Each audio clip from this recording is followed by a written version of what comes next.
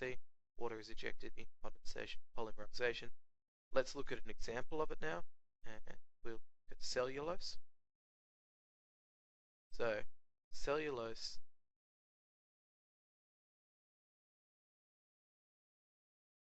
let's go to green just for fun. Cellulose is a polymer and is composed of glucose.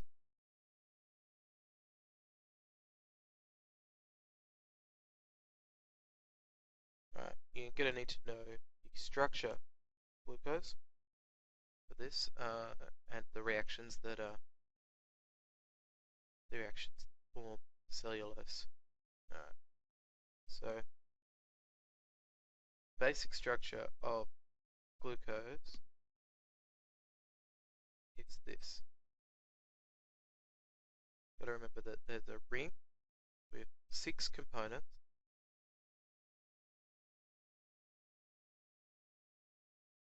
So it's a 6-sided ring. 5 of the components are carbon atoms, but one of them is an oxygen atom. So that's the first thing. The next thing is that off one part of the ring, you've got a CH2OH. This top corner, it's best just to remember to draw it the same way each time. And then off all of the other parts of the ring to make it up to 4, got H's and OH's. So this is a kind of 3D ring structure drawing.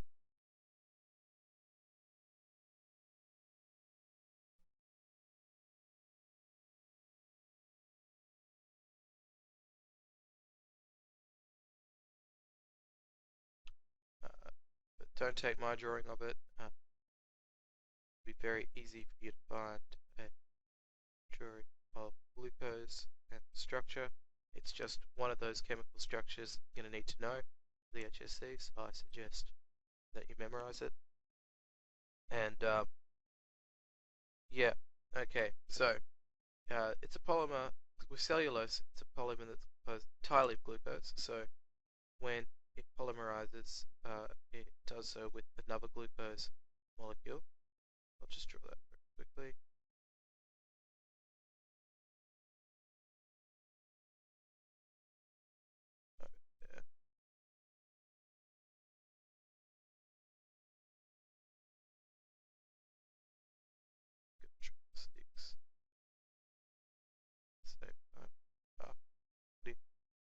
Put in what's going on this one. OH. Now, when we start to form a polymer of this goes on thousands of times, but we condense out one of the elements from each of these. In this case, an OH of this one and an H of this one. They come out, join together, they form H2O. The free bond here joins the free bond here.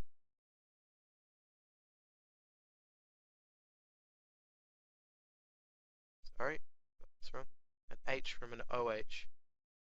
Oh, yeah, not the H on CERN, the OH.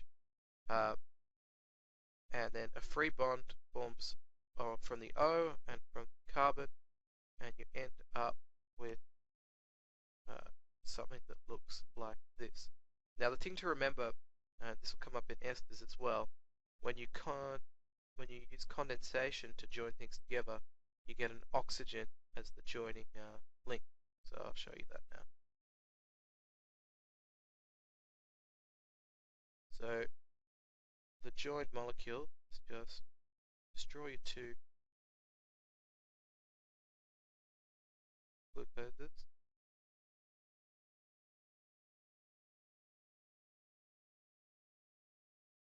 Leave off what you'd normally draw here.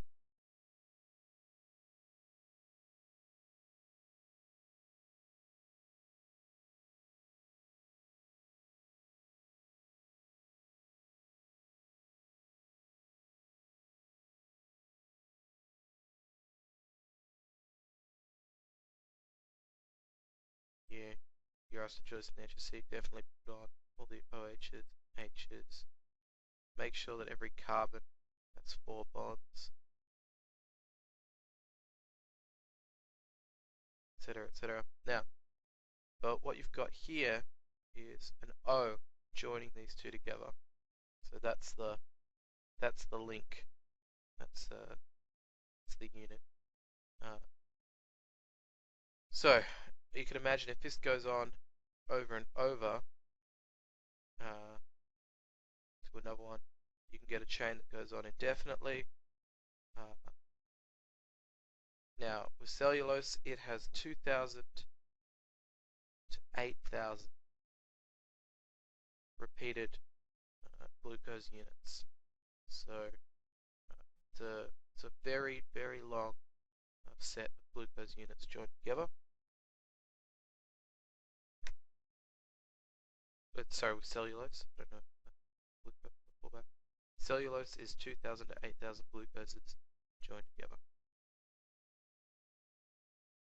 Alright, so that's condensation, polymerization. The things to remember are definitely you've got to know the structure of glucose. So thing number 1. Thing number 2 is that H2O is ejected, a single molecule of H2O join. And the final thing is there's an O molecule forming the link, and you should probably know the structure of the double link I've shown here.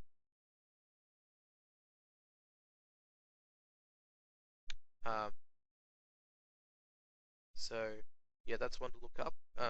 Obviously get the clear diagram, not my crudely written hand drawn one, but that's the content of what you need to know.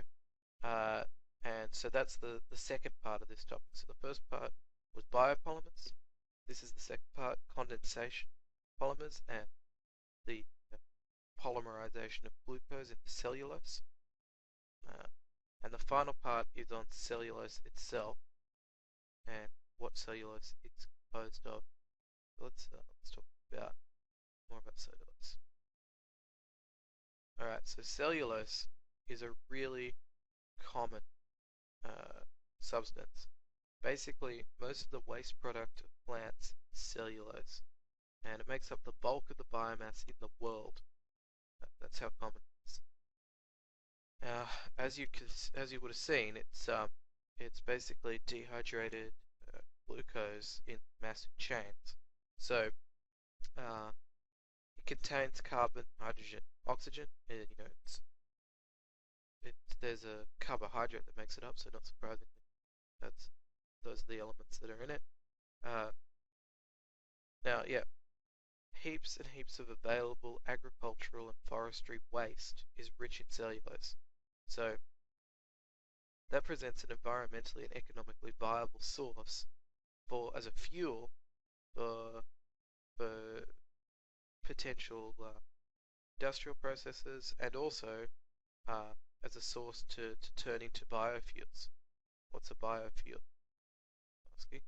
Biofuel is a fuel that's derived from a biological source. Now, once again, if we run out of oil, we might well need these in the future. So the thing about it is that at the moment, there's no reason for us to convert cellulose into biofuels. It takes way too much effort. There aren't any good methods at the moment. It's not economical. Now, this whole part of the course is kind of premised on us running out of oil one day. So you can say if we begin to run out of oil becomes very expensive or unobtainable, then biofuel may be a better alternative. Thing to weigh against it is that if we outstrip the availability of waste cellulose, or we start growing crops specifically for biofuel, that's going to compete with food. So there's an ethical consideration there that's going to make food more expensive, therefore less available to the poor, and people starve because of that. So yeah, that's the kind of flip side, is that with biofuels, they compete for agricultural land with food crops, which we use to feed people, which is pretty important. Alright, so that's the topic of biofuels and cellulose.